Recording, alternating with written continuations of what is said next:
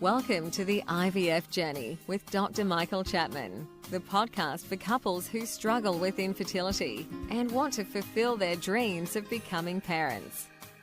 In this podcast, you'll learn actionable strategies to deal with infertility from Dr. Michael Chapman, or Prof as he's affectionately known.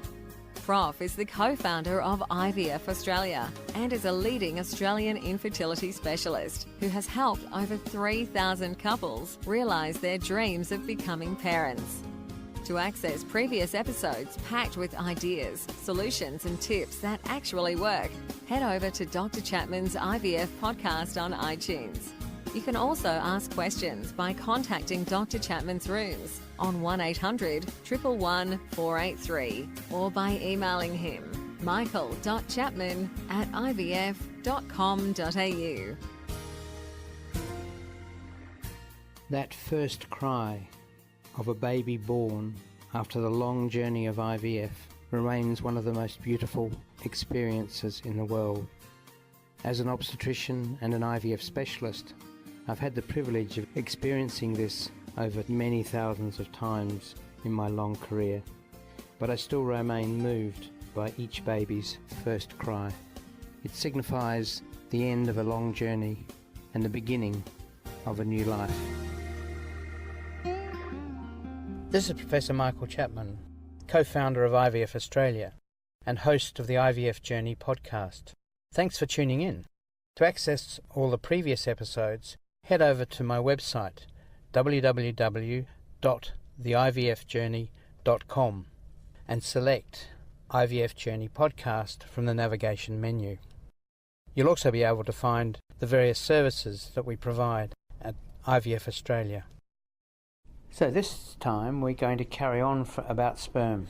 Maybe we carry on too much, but it's very popular at the moment in the media, and politicians are getting stirred up about male factor fertility now almost as much as the female, whereas in the past we'd sort of been left with the assumption that all fertility was related to women. But in fact probably 40 to 50% of infertility is now being found to be about the man. We talked about the various causes of reduced sperm counts in the previous episode. Now let's talk about what we might be able to do to help.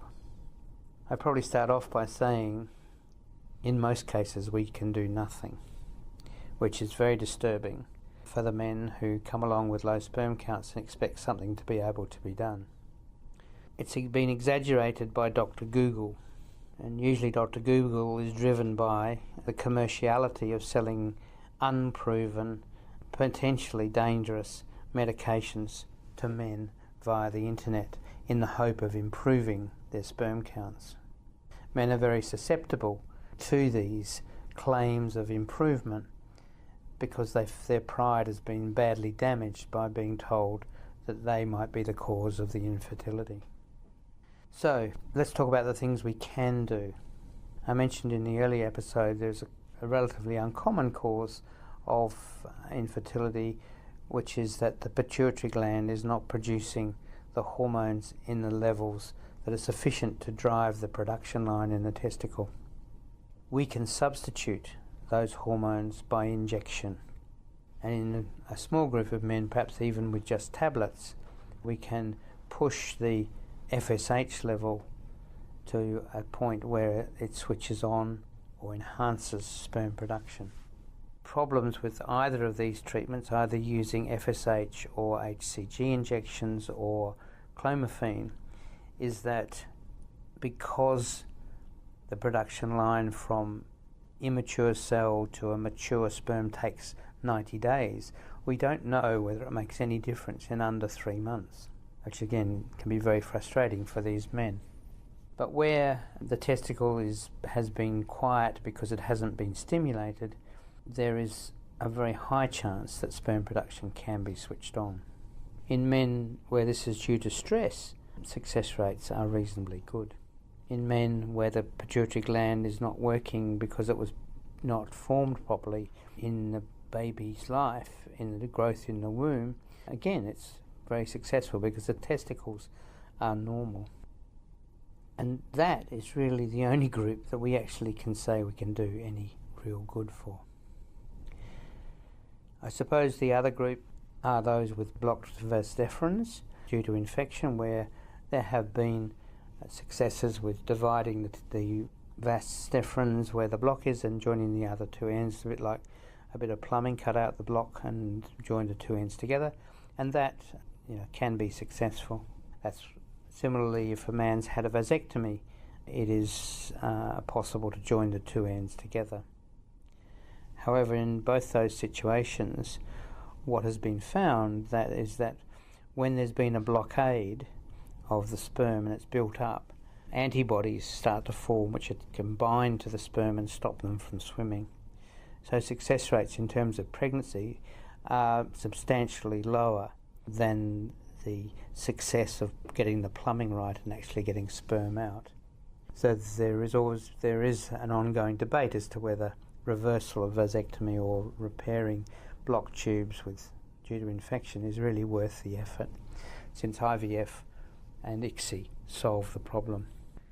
In relation to all the other causes that I've mentioned, genetic abnormalities with Y chromosome deletions, XXY, occasionally by doing a microdissection, in other words, putting the man to sleep and cutting the testicle open and using a microscope to find small pockets of sperm, we can get pregnancies. Not sufficient sperm to allow natural conception, not sufficient sperm to do insemination, but sufficient sperm to do IVF and ICSI. So there is some hope for those guys, but it's still not great.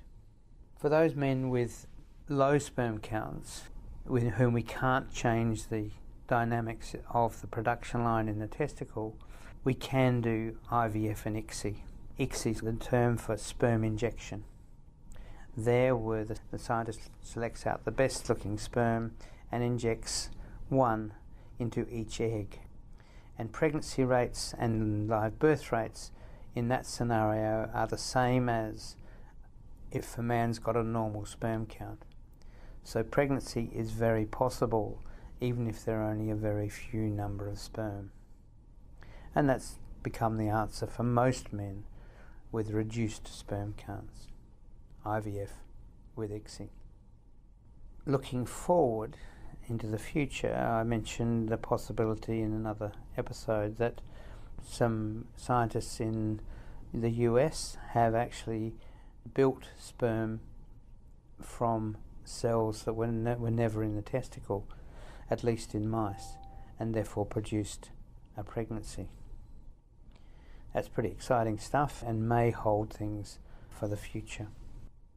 The other issues around male infertility relate to the DNA fragmentation that can occur in the sperm head, probably due to environmental issues.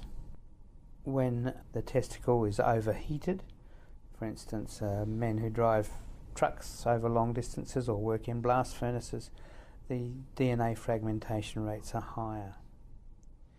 There are probably many other environmental factors that may alter the DNA fragmentation, but if it occurs while you can still get fertilization with those sperm, the pregnancy rates are lower and the miscarriage rates are higher. It appears you can reverse that situation with antioxidants, and there are products on the market which have some degree of proof that they make a difference, that the antioxidants can cause improvement in the DNA fragmentation. There's a product called Menavit which has been sold very heavily for this purpose, although it's actually being sold as treatment of male infertility, but really it only helps that small group of patients with DNA fragmentation. Vitamin C, vitamin E, antioxidants, as is red wine. Things that promote breakdown, the degradation, include smoking, marijuana, and as I said before, heat. And we may be able to improve things by changing those lifestyle issues. So DNA fragmentation should be assessed, and it is possible to treat it relatively straightforwardly. So male infertility is a complex area and treatment of it is relatively complicated. unfortunately, the majority of gynecologists who see a couple are trained to look after the female side of things. They're not trained to be an expert in male fertility, and often they'll just say, have ICSI, and that's not necessarily the answer. We can do good for many of the men.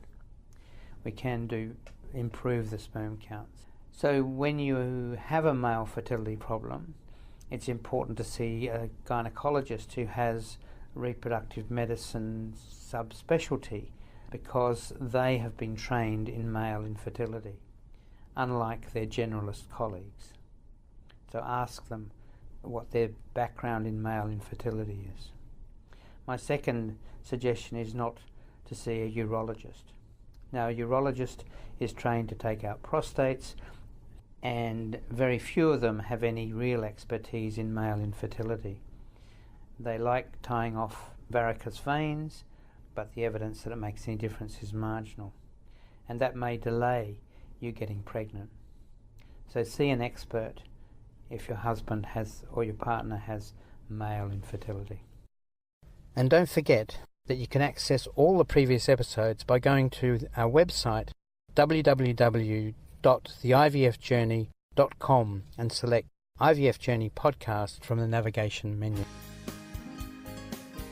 Thank you for listening to the IVF Journey with Dr. Michael Chapman, the podcast which helps couples negotiate their way through the IVF journey, all the way to parenthood.